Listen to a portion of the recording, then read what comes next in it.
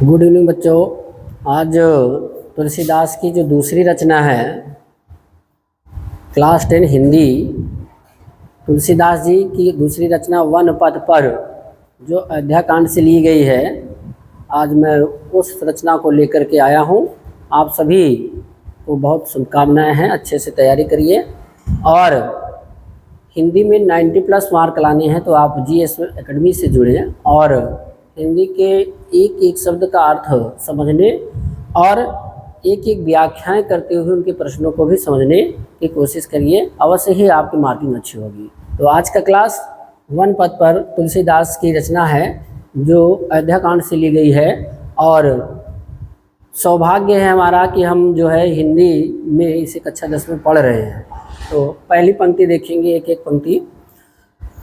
पुरते निकस रघुवीर वधू, धरि धीरे दये मग में दये डग है। छल की परी भाल कनी जल की, फूटी सूख गए मधुराधर वे। फिर बूझत है चलनो अब केतिक, पण कुटी कित है। तिये की लखी अतुर तापी की, अखियों अति चारु चले जल चोवे। ध्यान दीजिएगा, इसका संदर्भ भी चेंज रहेगा। प्रस्तुत पद्यांश हमारी पाठ्य पुस्तक हिंदी काव्य खंड के वनपथ नामक पाठ से लिया गया है, जो अयोध्या कांड से लिया गया है। इसके रचयिता श्री तुलसीदास जी हैं, या इसी को दूसरे ढंग से भी कह सकते हैं। प्रस्तुत पद वनपथ नामक शीर्षक से लिया गया है, इसके रचयिता श्री तुलसीदास जी हैं। इतना भी लिख देंगे तो भी आपका संदर्भ सही है और 2 नंबर आपको मिलेंगे।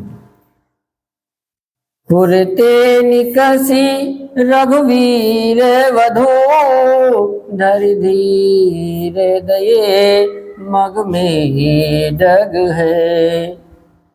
पुर मतलब गांव से, जहां से चली हो। यहाँ निश्चित नहीं किया किस गांव से चली है, मूलतः अभी स्पष्ट हो जाएगा।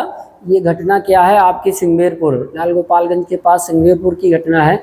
जब वहाँ रात विश्राम करने के बाद, सुबह पार होने के बाद, राम और उनकी वधू, उनकी पत्नी सीता और लक्ष्मण तीनों पार होकर के बालू की रेत में चलते हैं। उनकी वहीं की स्थिति की गणना है। यहाँ क्या कह रहे हैं? पुरते निकसी, निकसी माने निकल कर, निकस माने निकल कर, निकस माने निकल कर, पुर माने गांव से, उस गांव से निकल करके रघुवीर वधू, रघुवीर रघुवंश के वीर अर्थात राम जी की पत्नी, वधू माने पत्नी, वधू धरि धीर, धरि माने धारण करके, धैर्य, धीर माने धैर्य, धारण करके दये मग में डग है। दये मग, दये माने कदम, मग माने रास्ता, रास्ते में 2-4 ही कदम, डग 2-4 ही कदम क्या है चले हैं। दिए, दिए माने रखे, दये माने रखे हैं, डग माने कदम, मग माने रास्ते। पुर से निकल कर, अर्थात राम की जो पत्नी सीता है वो गांव से निकलकर कुछ ही दूर चली होगी, 2-4 कदम आगे चली हुई होगी कि धीरज धर के, धैर्य धर के, क्योंकि जो कभी पैदल ना चली हो, कभी महलों से बाहर ना आई हो, महलों में ही रही हो, वन वाटिकाओं में ही जाती रही है, महलों के अंदर ही सब कुछ सुविधाएं था, लेकिन आज उन्हें नंगे पैरों क्या है चलना पड़ रहा है, तो बहुत कष्ट होता है। उसी की गणना तुलसीदास करते हुए कहते हैं कि रघुवीर वधू अर्थात राम जी की जो पत्नी है सीता, वो गांव से निकलकर कुछ ही दूर चली होगी, धैर्य रख करके चली है, धीरज धर करके 2-4 कदम आगे गई है कि छल की परी भाल कनी जल की, फूटी सूख गए मधुराधर वे। झलक पड़ी मतलब झलक गई, दिखाई पड़ गई। भाल माने मस्तक पर, मस्तक मस्तक पर दिखाई पड़ गई झलक भारी माने बूंद, कनी माने बूंद, जल की अर्थात पानी की, जल की, पसीने की बूंद क्या है उनके मस्तक पर भर आई दिखाई दे गई। और फुट सूख गए मधुराधर वय, मधुराधर, अधर माने ओठ, मधुर माने जो सुंदर ओठ थे, सूख माने सूख गए। सूख गए कैसे सूख गए? पुट, पुट मतलब कपड़े की तरह, जैसे कपड़े को भिगोने के बाद क्या है पकड़ करके निचो दिया जाए, बिल्कुल से मरोड़ दिया जाए कपड़े को, तो कपड़े में जो जल होता है वो पूरी तरह से सूख कर गिर जाता है। ठीक वैसे ही पुट सूख गए, पुट सूख गए मधुरा अधर वय, अर्थात वय माने सीता जी के जो ओठ हैं, मधुर ओठ, सुंदर ओठ, जो उनके सुंदर सुंदर ओठ हैं, वो दोनों सुंदर ओठ कैसे सूख गए? ऐसे सूख गए जैसे भीगे हुए कपड़े को निचो देते हैं, निचोने पर पूरी तरह से उसका जल सूख जाता है। ठीक वैसे ही कपड़े की बात सीता जी के दोनों ओठ सूख गए और मस्तक पर क्या है पानी की बूंद, पानी की कणे बूंदे दिखाई देने लगी, भर आए दिखाई देने लगा। आगे केतिक पण कुटी करिकित है, तीकी लखी अतुर तापी की। कहा तीय केतिक पण कुटी, फिर बूझत चलनो अब कितनो, फिर क्या है बूझत अर्थात कह रही है, पूछ रही है। बूझना मतलब पूछना यानी चलते चलते इतना थक गई है सीता जी कि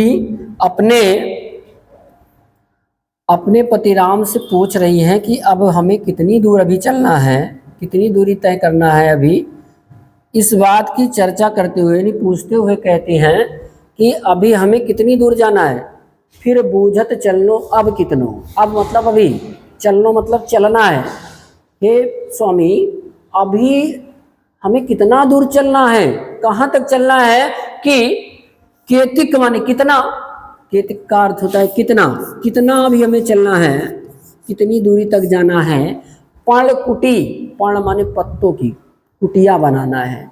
पर्णकुटी, पर्णकुटी पर्ण माने पत्तों की, करही कित हैं, करही कित हैं अर्थात बनाएंगे, कैसे बनाएंगे, कहाँ बनाना है पर्णों की पत्तों की कुटिया, अर्थात पहले झोपड़ियाँ बनाई जाती थी बांस से, लकड़ियों से, घास फूसों से, तो वही यहाँ कह दिया पर्णकुटी।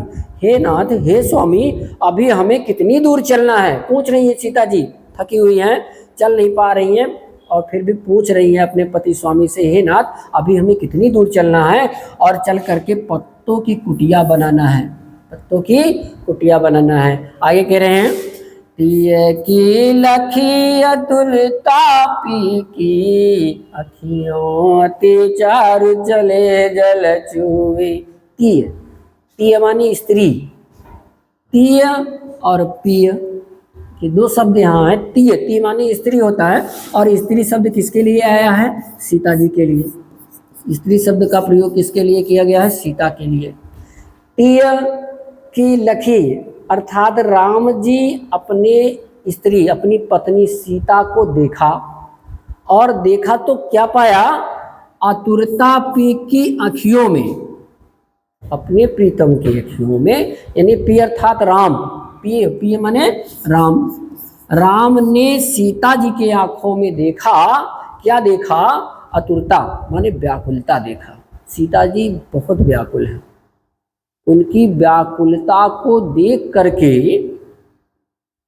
अति चारु चली जल चुवे, अति माने अत्यधिक, अत्यधिक, चारु चली जल चुवे, उनके चंचल नेत्रों से में आँखों में आंसू आ गए।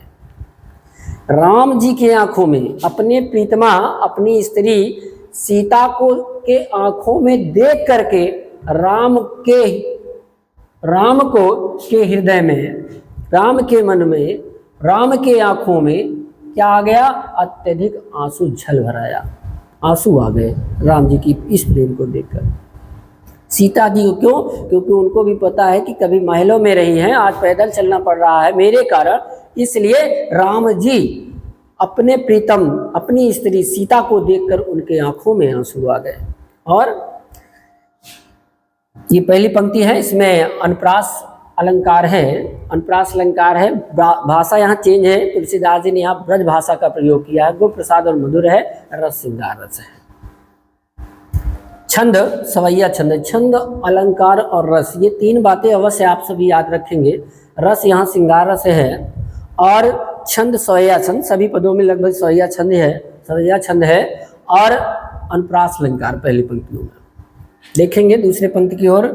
जल को गए लखनी है लरिका, पिए छाह घरीक हमें ठढ़े पोछ पसारो, बयार करूँ अरुपाय पखारे भू भू दाढ़ी।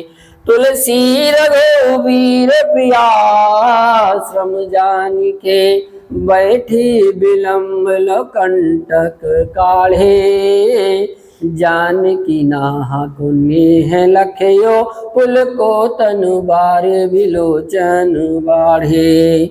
जानकी नाहा कुन्नी है लखयो, पुल के बड़ी बार विलोचन बाढ़े।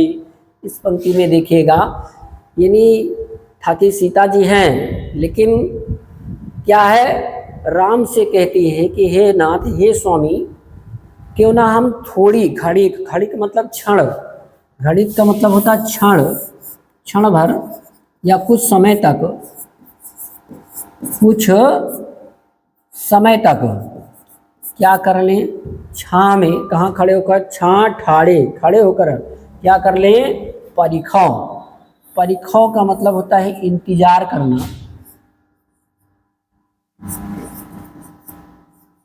इंतजार करना।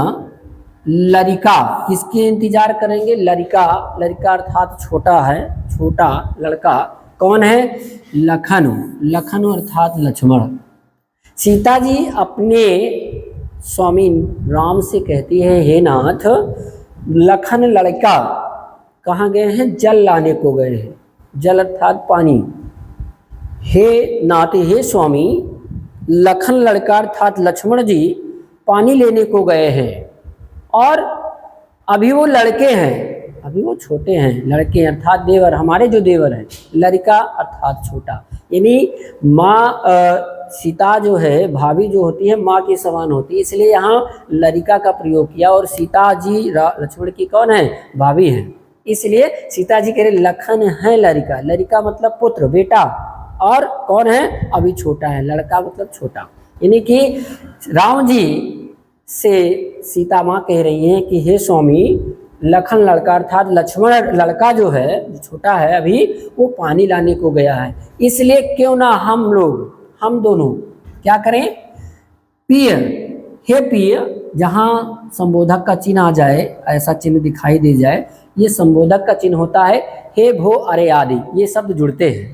तो हे स्वामी, हे नाथ, हम लोग, हम दोनों क्या करें, छां में, किसी छाए में, घड़ी के माने क्षण या कुछ समय के लिए, हमें ठाड़े, ठाड़े रह जाए, खड़े हो जाए। कहाँ खड़े हो जाए, छां में खड़े हो जाए, और इंतजार कर लें, वेट कर लें अपने लड़के को, लक्ष्मण का। और हे स्वामी, तब तक मैं क्या करूँगी, क्या कह रही सीता जी, पोछी पसेवो बयारी करो यरो, पाए पखार भू भू दाढ़ी, पूछी पसायो बयारी करो, अरु पाए पखार भू भू दाढ़ी। बयारी करो, बयारी करो, कह रहे हैं हे नाथ, जब हम लोग क्या है, छाए में, किसी छाएदार बैठ जाएंगे, तब तक, जब तक इंतजार करेंगे, जब तक लक्ष्मण लड़का आ नहीं जाते हैं, और तब तक मैं आपके पोछी, पोछी माने पोछ दूंगी, पसेऊ माने पसीने को। चलते चलते आप जरूर थक गए होंगे। देखिए यहाँ सीता जी थकी हुई हैं, लेकिन थका हुआ राम को कह रहे हैं कि आप थक गए होंगे और पसीने आ गए होंगे, जो पसीना आया है उसे मैं पूछ दूंगी। और बयारी करो और पाए पखारियों, पखारे भू भू ढाड़े। हे नाथ, हे स्वामी, मैं हवा कर दूंगी। बयारी, बयारी माने हवा, हवा करूंगी, करो माने करूंगी, क्या कर दूंगी? बयार कर दूंगी। हे नाथ, जब तक हम लोग लखन लड़का वापस नहीं आ जाते हैं लौट करके जल लेकर के, तब तक हम आपके आए हुए पसीनों को पहुँच दूंगी और बयारू हवा कर दूंगी, जिससे जो पसीने आए हैं सूख जाएंगे। बयारी कर दूंगी, हवा कर दूंगी, आपको राहत मिल जाएगी। और क्या करेगी? अरु पाए पखार हूँ, पाए माने पैर, और उन दोनों पैरों को। हे नाथ, मैं भूरी दाढ़े भू माने पृथ्वी और भूरी माने धूली, भूरी मतलब धूल कण। अब यहाँ भू का मतलब रेत, मिट्टी की जो रेत है, क्योंकि सिंगवेरपुर का घाट इससे सिद्ध हो रहा है कि ये सिंगवेरपुर की घटना है। इस शब्द से ये सिद्ध कर रहा है सिंगवेरपुर की घटना कि सीता जी वहां चल तो रही हैं, राम लक्ष्मण सीता जी जा रहे हैं और रेत है, बालू है, मिट्टी है, धूल है, और धूली होने के कारण ठाड़े जल गए होंगे। भूरी मिट्टी की रेत से, धूल से या बालू से आपके दोनों चरण जल गए होंगे। हे नाथ, हे स्वामी, मैं उन दोनों चरणों को पखार दूंगी, धुल दूंगी, साफ कर दूंगी जो चल गए हैं। समझिएगा, बहुत बड़ी बात यहाँ लिखा तुलसीदास जी ने। एक स्नेह, पति पत्नी का जो स्नेह है, प्रेम है, जो श्रृंगार है, श्रृंगार रस को बिल्कुल पिरो के रख दिया यहाँ पास। तुलसीदास जी कह रहे हैं कि पति पत्नी का जो स्नेह है, एक पत्नी के प्रति एक पति का क्या प्रेम है, ये स्पष्ट यहाँ हो रहा है। क्या कह रही है एक पत्नी? पोछी पसेओ, हे नाथ, हे स्वामी, आपके जो पसीने आ गए हैं उसे मैं पोंछ दूंगी और हवा कर दूंगी, हवा कर दूंगी, आपको राहत मिल जाएगी। और दोनों पैर जो चलते चलते रेत में जल गए हैं, फफोले पड़ गए हैं, उन्हें हम पखार दूंगी, धुल दूंगी, साफ कर दूंगी। और आगे क्या हुआ? तुलसी रघुवीर प्रिया समझानी के, बैठी विलंब लो कंटक काढ़े। तुलसीदास जी कहते हैं रघुवीर प्रिया, अर्थात तुलसीदास जी बोल रहे हैं कि जो हमारे रघुवीर हैं अर्थात राम जी, राम प्रिया, राम की प्रिया अर्थात सीता जी, राम की प्रिया, प्रिय होता तो राम के लिए आता, रघुवीर प्रिया अर्थात राम की पत्नी, राम की प्रिया कौन है? सीता।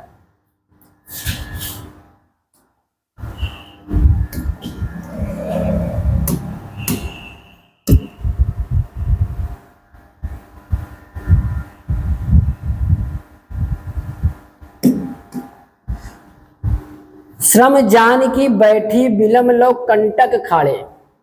श्रम, राम की जो प्रिया है, श्रम माने थकान को, थका जान करके, कौन जाना? राम ने। अब राम ने अपनी प्रिया सीता को थका, क्योंकि वो नाथ है, स्वामी हैं, ईश्वर हैं, जान जाए हैं, यानी कि राम ने सीता जी को थका समझकर, जानकर क्या किया? बैठ विलंब लव कंटक काढ़े, बैठ गए और बहुत ही सावधानी से, बहुत ही धीरे धीरे, विलंब माने जितनी देर हो सके, विलंब करके, लेट में आना, देर करना, देर करना, देर करना, विलंब करना। राम जी सीता जी को अपनी प्रिया, तुलसीदास जी कहते हैं कि राम रघुवीर प्रिया, राम अपनी प्रिया सीता को थका हुआ जानकर, थका हुआ समझकर, जानकर बैठ गए। और बैठकर क्या कर रहे हैं? एक एक कंटक, कंटक माने कांटे, कंटक माने कांटे, जो कांटे लगे हुए हैं, चलते चलते कांटे लग गए हैं रेत में, काढ़े निकाल रहे हैं। एक एक कांटे को बड़ी ही सावधानी से, बड़ी ही साधारणता से, बहुत ही धीरे धीरे, निकाल रहे हैं, चुन रहे हैं कि जानकी नाह को नेह लखयो पुल को तनु बारी बिलोचन बाढ़े। एक एक कांटे को निकाल रहे हैं और इसलिए निकाल रहे हैं धीरे धीरे कि जितनी समय लगेगा उतनी देर तक सीता आराम कर लेगी। और कहीं कहीं इसी को ये बतला दिया गया है कि राम प्रिया रघुवीर प्रिया, अर्थात राम जी सीता जी को श्रम जान करके, थकी हुई जान करके वो अपने पैरों में कांटे खोज रहे हैं धीरे धीरे, कहाँ कांटा लगा हुआ, ऐसा भी बताया गया है। जानकी नाह को नेह लखयो पुल को तन बार बिलोचन बाढ़े। आप कंफ्यूज नहीं होना है। रघुवीर प्रिया आ गया, यानी कि राम जी ने सीता जी के श्रम को, थकान को जान करके बैठ गए और विलंब लव कंटक काढ़े, उनके एक एक कांटे को बहुत ही देर तक निकाल रहे हैं, धीरे धीरे निकाल रहे हैं, खोज रहे हैं उसी में। किसके? सीता जी के। कौन खोज रहा है? राम जी खोज रहे हैं। इसलिए, क्योंकि इससे पता चलता है, देखिए आगे क्या कह रहा है, जानकी नाह को नेह लखियो, नाह को नेह, नेह माने प्रेम, नाह माने प्रीतम। नाह माने क्या होगा?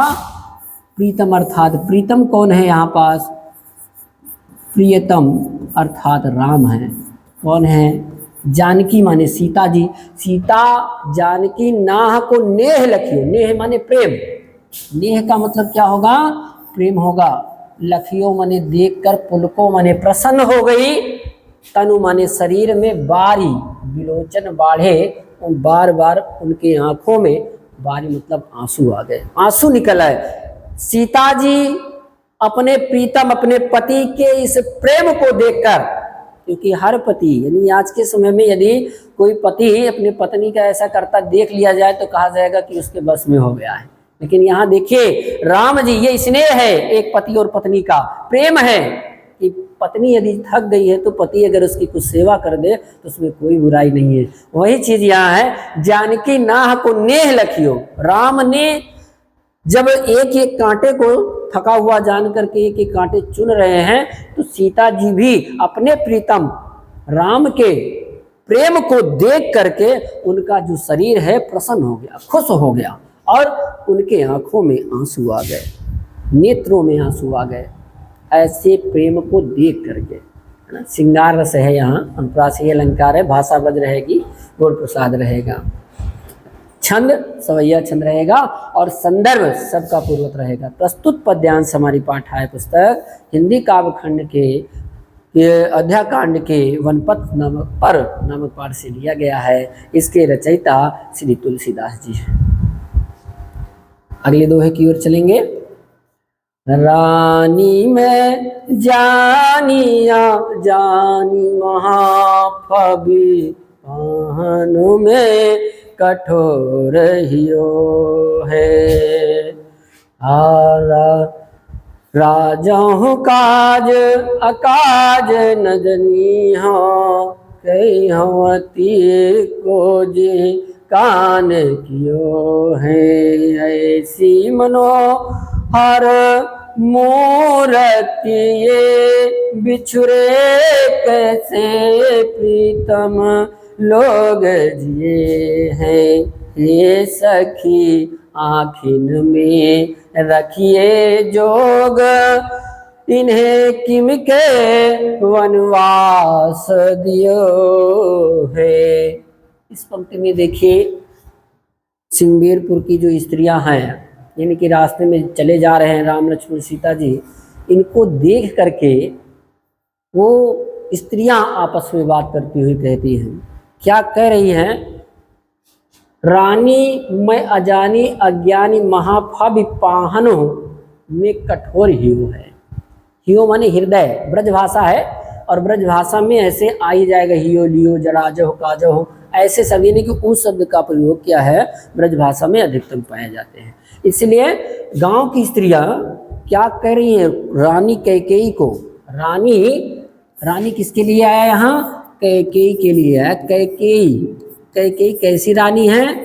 कहा कैकेयी का जो हृदय है, रानी जानी जो हृदय है, कैकेयी का जो हृदय है वो कठोर है।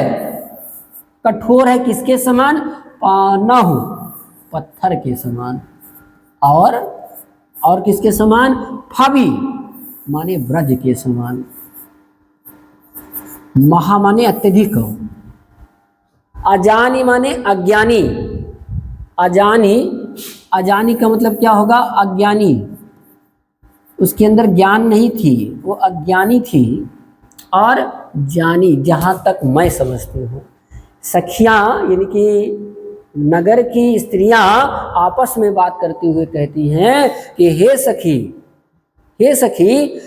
इन जोड़ी, इन दोनों को, इन तीनों को जिस रानी ने अर्थात कैकेयी ने जो इन्हें वनवास दे दिया है उसका हृदय कैसा है? वो अज्ञानी है, मूर्ख है, वो मूर्ख थी। उसका हृदय अत्यधिक ब्रज के समान और पत्थर के समान उसका हृदय कठोर होगा।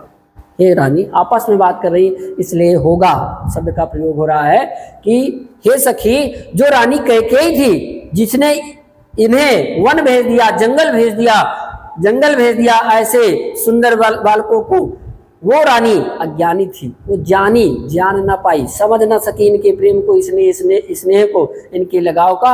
अवश्य ही उसका जो हृदय होगा ब्रज के समान और पत्थर के समान कठोर हृदय होगा। आगे कह रही है, किसको कोसते हुए? राजा को। राजहो काज अकाज का न कनी हो, कई हो तिय को जेहि कान कियो है। राजा आगे राजा को कहती है अर्थात दशरथ को, हे सखी, ना जाने कौन सा, ना जनी हो, ना जाने। काज माने कार्य, ना जाने कौन सा कार्य। और अकाज माने अकाज, नाकार करने वाला। ऐसा ना जाने कौन सा कार्य है, कौन सा कार्य था, जो कौन सा आकाश था इन दोनों से, इन तीनों से राजा का कौन सा काम बिगड़ रहा था? कौन सा काम बिगड़ रहा था राजा का कि ऐसी मनोहर मूरत को वन दे दिया, जंगल भेज दिया। ऐसा कौन सा हानि हो रही थी राजा को जो इनको दे दिया, वन भेज दिया। इसलिए सखियां आपस में बात करती हुए कहती हैं, हे सखी, राजहो काज अकाज न जनी हो, किनके एतिये। राजहो काज अकाज न जनी हो, के होती है। गलत है क्या यहाँ? हे सखी, राजा ने कोई ये नहीं समझा इन दोनों से क्या काम बिगड़ रहा था। ये दोनों कौन सा काम राजा का बिगाड़ देते जो इनको वन भेज दिया है। राजा माने राजा, काज माने कार्य। हे सखी, अकाज न जनी हो, न जाने कौन सा, मुझे तो ज्ञात नहीं है, लेकिन अवश्य ही राजा का कोई काम बिगड़ रहा होगा। कौन सा काम इन दो बालकों से बिगड़ रहा था जिसके कारण कहतीय को जे कान कियो है, जो अपनी ती कहियो माने कहने पर, और ती माने स्त्री। अभी पीछे भी बताया गया था इसका अर्थ। ती माने स्त्री, अपनी स्त्री के कहने मात्र से, उसके मात्र कह देने से जिह कान कियो, ऐसा कार्य कर दिया। ऐसा जिह माने ऐसा, कान माने कार्य, ऐसा काम कर दिया, इन बच्चों को वन भेज दिया। हे सखी, ना जाने कौन सा कार्य राजा का बिगड़ रहा था, या कौन सा काज हो रहा था इनका, कौन से कार्य में ये बाधक थे। अपनी पत्नी के कहने पर, अपनी स्त्री के कहने पर इनको वन भेज दिया। कैसा राजा था? एक राजा अपने हृदय, अपनी बुद्धि से चलता है, स्त्री के कहने पर नहीं चलता है। इसी बात को यहाँ स्पष्ट तुलसीदास जी ने किया है। आगे कह रहे हैं, ऐसी मनोहर मूरति ये, बिछड़े कैसे प्रीतम लोग जियो है। ये सखी ऐसी मनोहर, मनोहर मतलब सुंदर, मूर्ति, ऐसी सुंदर मनोहर ये जो मूर्ति है, जो ये तीनों इतनी सुंदर जोड़ी है, मूर्ति के समान अत्यधिक सुंदर जोड़ी से अलग होकर, बिछड़े, बिछड़े माने अलग होकर, अलग होकर कैसे प्रीतम, प्रीतम माने प्रेम करने वाले लोग, जो इनके चाहने वाले लोग हैं, जो इनसे स्नेह करने वाले लोग हैं, कैसे जीवित होंगे, कैसे जी रहे होंगे। हे सखी ऐसे सुंदर मनोहर मूर्त से अलग होकर, बिछुड़ करके, इनको दूर करके, इनको चाहने वाले लोग, इन मनोहर मूर्त के समान सुंदर राम लक्ष्मण सीता के चाहने वाले लोग कैसे जीवित होंगे, किस प्रकार जीवित होंगे। आगे कह रही है, आँखिन में सखी रखियो जोग, इन्हें किमी कै वनवास दियो है। हे सखी, हे सखी, हे सखी, हे कहां से आया, संबोधन चिन्ह से। हे सखी आँखिन में, आंखों में रखने योग, रखिए, रखिए मैंने रखना या बसाना, रखिए या बसाने योग, इन्हें, हे सखी इन ऐसी मनोहर सुंदर मूर्ति को तो आंखों में बसाने योग्य है, अर्थात अपने आंखों से ओझल नहीं होने देना चाहिए, ओझल नहीं होने देना। इन्हें ना जाने किम कै, इन्हें अर्थात इन जोड़ी को, किम कै, किमी कै, ना जाने किस कारण, कै किम कारण या किस कारण, क्या कारण था, क्या हो गया होगा, कौन सा अपराध ये कर दिए हैं जो इनके चाहने वालों लोगों ने ही इन्हें वन भेज दिया, जंगल भेज दिया है, ऐसा क्या कारण था मुझे तो नहीं पता। ये ग्राम वधुएं अर्थात ग्राम की स्त्रियां कह रही हैं। क्या कह रही हैं, रानी में अजानी, उस रानी कैकेयी का हृदय कैसा होगा, पत्थर और ब्रज के समान कठोर होगा। जो अज्ञानी थी, मूर्ख थी, महामूर्ख थी, वो जान ना पाए इनको, उनके कठोर हृदय था पत्थर के समान। राजा भी, जो राजा थे, राजा दशरथ, इनसे कौन सा, ना जाने कौन सा काम बिगड़ रहा था या काम बनने वाला था कि इनको बाहर भेज दो। अपनी पत्नी, अपनी स्त्री के कहने पर, मात्र एक शब्द कहने मात्र से इनको वनवास भेज दिया, जंगल भेज दिया। ऐसी सुंदर मनोहर मूर्ति से इनके चाहने वाले लोग इनसे अलग होकर, दूर होकर के कैसे जीवित होंगे। हे सखी इन ऐसी मनोहर मूर्ति को, जोग को, योग को क्या है, आंखों में बसाने योग्य है, आंखों में रखने योग्य है। ना जाने ऐसा कौन सा ये अपराध कर दिए हैं, कौन सी गलतियां कर दी है जिससे इनको सजा, वनवास दे दिया गया है। अनुप्रास और उत्प्रेक्षा ये दो अलंकार हैं इन पंक्तियों में। अब अगली पंक्ति की ओर चलते हैं। शीस जटा उर्बाहो विशाल, बिलोचन लाल तिरछी सी भावे, तून सरासन बान धरे, तुलसी बनमा रग में सुटी सो है।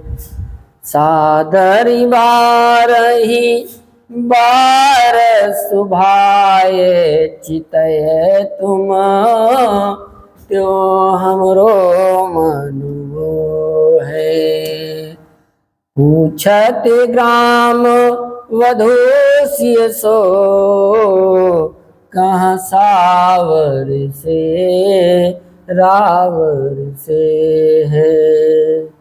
पूछति ग्राम वधू सिय सो, कहाँ सावर से सखी रावर को है। दिखाई दे रहा ना, देखिए त्यों यहां से निकलेगा इसका, पूछति ग्राम वधू सिय सो, कहाँ सावरे से सखी रावरे से।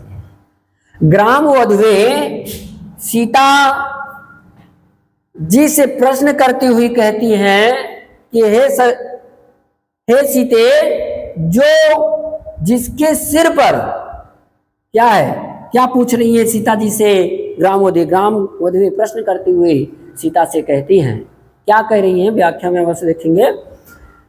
शीस जटा उर बाहु विशाल, बिलोचन लाल तिरछी सी भौवे। क्या कहा, शीस जटा।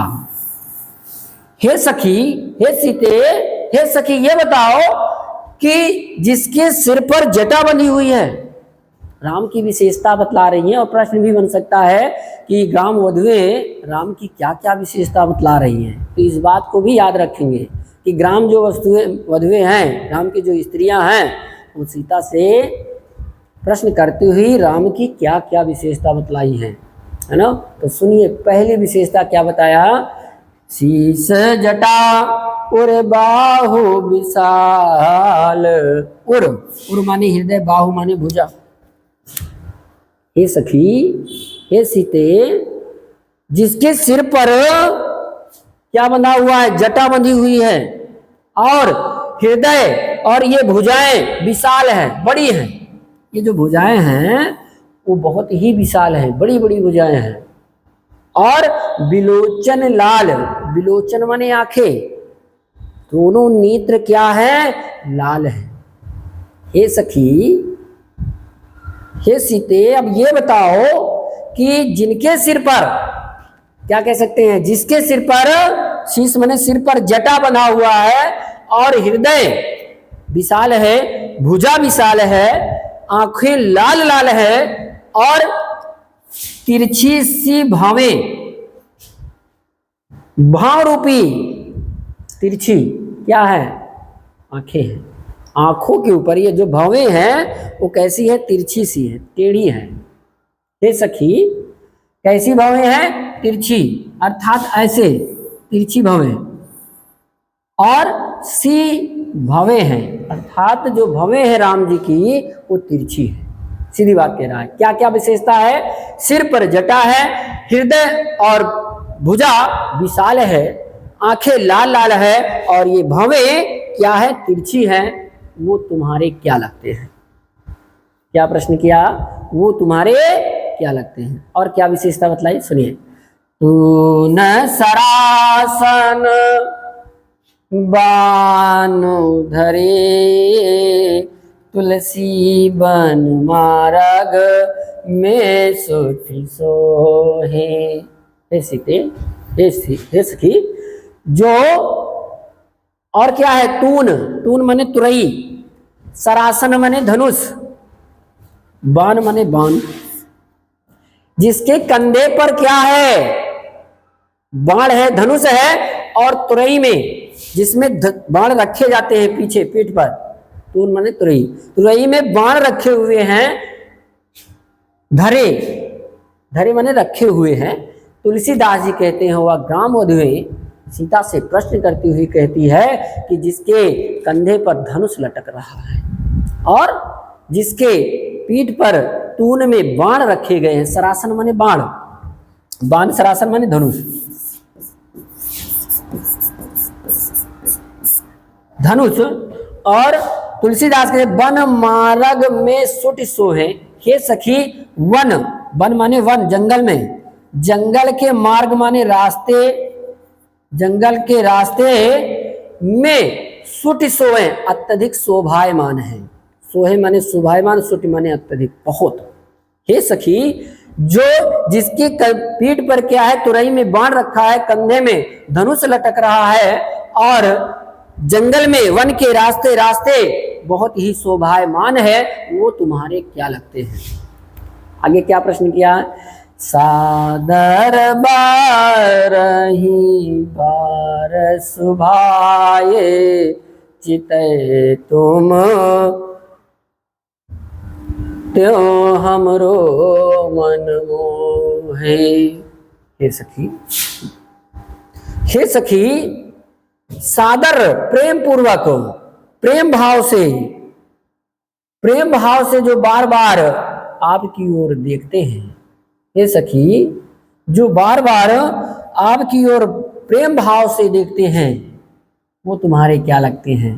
क्या कह रहे हैं? सादर 12 बार सुभाए चितय तुमको, हे सीते आपको, सादर माने प्रेम पूर्वक, प्रेम पूर्वक, 12 माने बार बार, 12 बार बार लगातार, सुभाए, सुभाए स्वभाव से, चितय माने देखते हैं तुमको, जो निगाह से प्रेम भाव से अच्छे स्वभाव के द्वारा प्रेम पूर्वक आपको बार बार देखते हैं। हे सखी जब वो देखते हैं, जब वो, हे सीते जब आपको बार बार वो देखते हैं तो उनकी निगाह हमारे पर भी अगर पड़ती है, मेरी निगाह उन पर पड़ेगी, तो हमरो मन मोहे, मैं भी मोहित हो जाती हूँ। हे सखी जब पीछे मुड़कर आपकी ओर देखते हैं, हे सीते जब आपकी ओर बार बार देखते हैं प्रेम पूर्वक, तो उनको देख करके मेरा भी मन मोहित हो जाता है, मैं भी उनकी ओर आकर्षित हो जाती हूँ। हे सखी हे सीते बताओ वो तुम्हारे क्या लगते हैं? ये कहा, सियसो पूछत ग्राम वधु, सियसो कहाँ सावर से सखी रावर से है। हे सखी जो रावरे, रावरे का मतलब बहुत सुंदर, जो सांवले हैं लेकिन बहुत सुंदर हैं, और इतने सुंदर हैं कि सांवले कहा सावरे से सखी, हे सखी सीते से कहा, हे सखी बताओ जो सांवरे से हैं, सांवरे रूप में हैं, वो बहुत ही सुंदर है, रावरे हैं, सुंदर हैं, वो हैं, वो हैं अर्थात कौन है, तुम्हारे क्या लगते हैं वो हमें बताओ। ठीक है, ये पूछा ग्रामोद्वे। यहाँ पूर्वोक्त प्रकाश और अनुप्रास 2 अलंकार हैं, ध्यान रखेंगे। ये है इम्पॉर्टेंट, ये आपका बहुत ही इम्पॉर्टेंट है, कई बार पेपर में आया भी है और इसी से क्वेश्चन बहुत पूछता है, इसलिए इसको जरूर अच्छे से तैयारी करेंगे आप सभी।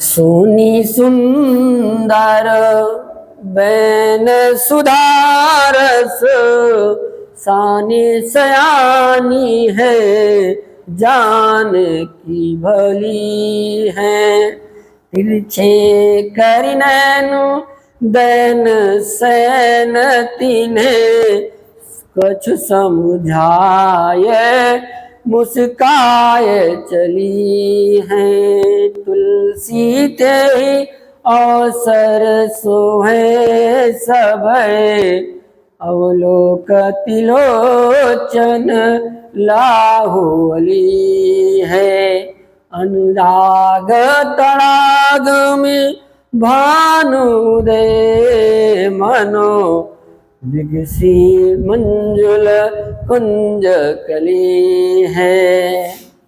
ध्यान से समझिएगा एक एक शब्द का सही से अर्थ, क्यों? क्योंकि बहुत इम्पॉर्टेंट है। वन पद से अगर कोई पूछा जाता है तो यही एक ऐसा पद है, सवैया है, जो बार बार पूछे जाते हैं। और धनुष भंग का पहला, ये कई बार पूछे गए, इसलिए इनको आपको रट के चलने हैं बिल्कुल से, और एक एक शब्द को समझने का प्रयास करेंगे और प्रश्नों को समझेंगे। सुनी सुंदर बैन सुधा रस, साने सयानी है जानकी जानी भली। सयानी माने होशियार, चतुर, जानकी मतलब सीता, जानी माने जानकर, भली माने अच्छी प्रकार से। सुनी सुंदर बैन सुधा रस, साने, सुधा माने अमृत, अमृत के रस से सना हुआ, मिला हुआ स्त्रियों के, ग्राम वधुओं के स्त्रियों के सुंदर बैन, वचन को सुनकर, बात को सुनकर। सुनी माने सुनकर, सुंदर माने सुंदर, बैन माने वचन को, वाक्य को, वाणी को, उसकी बोली को सुनकर। और वो वाणी ऐसी नहीं है, कैसे है? सुधा रस, अमृत रूपी रस से सना हुआ। कैसे सना है?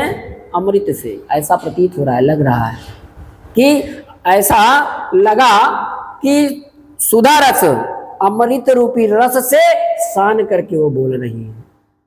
वो अच्छी प्रकार से सयानी अर्थात जानकी, जानकी क्या है? सयानी अर्थात चतुर। उनके मीठे वचनों को सुन करके, सुंदर वचनों को सुन करके सीता ने बड़ी ही चतुरता से, होशियारी के साथ, चालाकी के साथ ग्राम वधुओं के प्रश्नों का उत्तर देती है। कैसे देती है? अगली पंक्ति में देखिए। तिरछिए करी नैन दैसन तिन्हें समझाए कछु मुस्काए चली है। कैसे प्रश्न का जवाब दिया? मुख से नहीं, बोल कर नहीं। आज का समय हो तो स्त्रियां क्या करेंगी? मुख से बोल कर कह देंगी, बुला कर कह देंगी नाम लेकर, यहाँ आइए, यही हमारे पति हैं, ऐसा परिचय कराएंगे वर्तमान समय में। लेकिन सीता जी देखिए अपने पति का परिचय कैसे दे रही हैं, किस प्रकार ग्राम वधुओं को समझा रही हैं, बता रही हैं, और उनको समझ में भी आ जाता है। देखिए कैसे। तिरछे करी नैन, नैन माने आंखों को। सीता जी ने अपने आंखों को तिरछा कर दिया, थोड़ा सा तिरछा करके। दे सैन तिन्हें समझाए कछ मुस्काए चली है। अब देखा, जब निगाह को तिरछा किया राम की ओर तो स्त्रियां पूछेंगी ये, तो और इशारा किया दैन सैन, और इशारा किया, नहीं वो इशारा करने के बाद जब और आगे समझाया, तिन्हें समझाए कछ मुस्काए चली है। जब स्त्रियां कहे ओ ये, तब थोड़ा सा सीता जी क्या है, मुस्कुरा देती हैं, हंस देती हैं। और जैसे ही मुस्कुराया, ग्राम वधुओं को समझ में आ गया जो सांवला वाला है, जो सुंदर है, जिसके विषय में पूछ रही थी, वही उनका स्वामी है, वही उनका पति है। तुलसी तेहि अवसर सोहे सबे, अवलोकत लोचन लाहोली। तुलसी, तुलसी तेहि अवसर, तुलसीदास जी कहते हैं उसी समय, उसी समय, तेहि अवसर, तेहि माने उसी, अवसर माने समय, सोहे माने समय। सभी लोग सोहे मतलब प्रसन्न हो जाती हैं, खुश हो जाती हैं, शोभायमान हो जाती हैं, और लोकत माने देखने लगती हैं। लोचन लाहो अली, हे अली माने सखी, हे सखी राम जी को आओ देख लें और अपने आंखों की भूख को मिटा लें। राम जी की सुंदरता को देखकर तुलसीदास कहते हैं उसी समय ग्राम वधुएं राम जी को देखती हैं। अवलोकति सो अवसर सोहे सबे, सबे सखियां, सभी सखियां विराजमान हो जाती हैं, देखने लगती हैं। अवलोकत मैंने देखती हैं लोचन लाहु अली, उनकी आंखों में, और उनकी आंखों में प्रसन्नता आ जाती है, खुशहाली आ जाती है राम को देख करके। हे सखी, ऐसा प्रतीत होता है। अली, अली मैंने भौरा भी होता है, और भौरा यहाँ कौन है? राम है। अनुराग तड़ाग में भानुदय बिगसी मनोमंजुल कंज कली है। ये सखी, यहाँ तो ऐसा प्रतीत हो रहा है, ऐसा लग रहा है ना। कई बार मैंने बताया है, मानो मानो, जनो जानो, ये शब्द अगर दिखाई देते हैं तो वहाँ पास उत्प्रेक्षा अलंकार है, स्पष्ट है कि उत्प्रेक्षा अलंकार है। तो यहाँ देखिए, अनुराग तड़ाग में, अनुराग अर्थात प्रेम, प्रेम, तड़ाग मन तालाब। वहाँ कैसा दृश्य बन गया, जैसे भौरा कमल खिला हो तो अपने रस को चूसने के लिए वहाँ फूलों तक मंडरा जाता, वैसे ही स्त्रियां भी राम को देखने के लिए भौरे के समान पहुँच गए। लोचन लाहु अली, भौरे के समान उनकी आंखों को देखने के लिए, उनकी आंखों में देखने के लिए पहुँच गई, सो वह प्रसन्न हो गई। और अनुराग तराग, प्रेम रूपी तालाब, तालाब कैसा है? प्रेम रूपी तालाब है। यहाँ भौरा राम है। प्रेम रूपी तालाब में भानु उदय विकसी मानो, ऐसा लग रहा है कि प्रेम रूपी तालाब में सूर्य रूपी राम उदय माने निकल आए, विकसित माने खिल गए हैं। और ऐसा लग रहा है, मानो मतलब ऐसा लग रहा है, मंजुल कंज कली, मंजुल माने सुंदर, कंज माने कमल की कली खिल गई हो। कहाँ खिल गई है? प्रेम रूपी तालाब में राम रूपी सूर्य के उदय होने से, निकलने से क्या हो गई? मानो ऐसा प्रतीत है कि उनके हृदय में, सखियों के मन में मंजुल कंज कली, एक कोमल कली खिल गई और उस पर मंडराने के लिए भौरे के समान स्त्रियां पहुंची जा रही, ऐसा प्रतीत हुआ। तो यहाँ अनुप्रास, उत्प्रेक्षा और रूपक ये 3 अलंकार है पंक्तियों में। छंद सवैया है और वनपथ, बस यहीं तक था। और सबसे इम्पॉर्टेंट पंक्तियां हैं ये, एक बार हम फिर से पुनः समझ लेंगे, समझते चलेंगे। पुरते निकस रघुवीर वधु, अर्थात ग्राम से निकल करके रघुवीर राम की वधु अर्थात राम की पत्नी सीता हृदय में धैर्य रख करके 2 ही 4 कदम चली होगी कि क्या हो गया? उनके मस्तक पर आंसू निकल आया, उनके मस्तक पर जल की बूंद दिखाई देने लगी, अर्थात पसीने से लसपस हो गई, थक गई। उस थकान में सीता जी राम से ये नहीं कहते हैं अपने आप को कि मैं थक गई हूँ, वो क्या कहती हैं? पुण्य सूख गए, उनके जो ओठ हैं, अदर ओठ हैं, जो सुंदर ओठ हैं, वो कपड़े की भांति, जैसे कपड़े को निचो दिया जाए वैसे उनके ओठ सूख गए हैं। और कह रही हैं राम से कि अभी हमें कितनी दूर चलना है, हे स्वामी, हे नाथ, हमें कितनी दूर चलना है और चल करके पत्तों की कुटिया बनाना है, ये पूछ रही हैं। तिये की लखी, प्रिय अब राम जी अपनी स्त्री की इस प्रेमता को देख करके उनकी आंखों में आंसू आ गए। ऐसा जल को आगे समझात रही है कि जो लखन लड़का था, लक्ष्मण है, वो पानी लाने के लिए गए हैं। हे स्वामी, क्यों ना हम थोड़ी देर रुक करके विश्राम कर लूँ, आराम कर लूँ, और आपके पसीने को पोंछकर हवा कर दूंगी, और भालू से, रेत से जो जल गए हैं पैर, वो क्या होंगे, मैं पखार दूंगी। राम जी की इस प्रेम को देख करके, तो आज का क्लास बस यहीं तक। जय हो गई था।